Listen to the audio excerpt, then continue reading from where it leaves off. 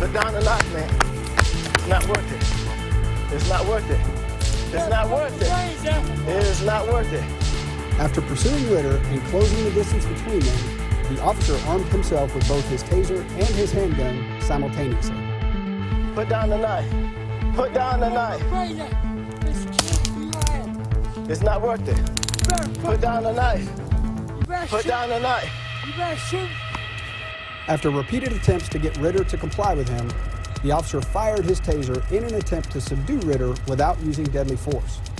Ritter was able to use a blue t-shirt to avoid being struck by the taser probes, preventing the taser from being effective. The officer continued to command Ritter to drop the knife, but Ritter continued to resist. Ritter then approached the officer in a threatening and aggressive manner with the large knife.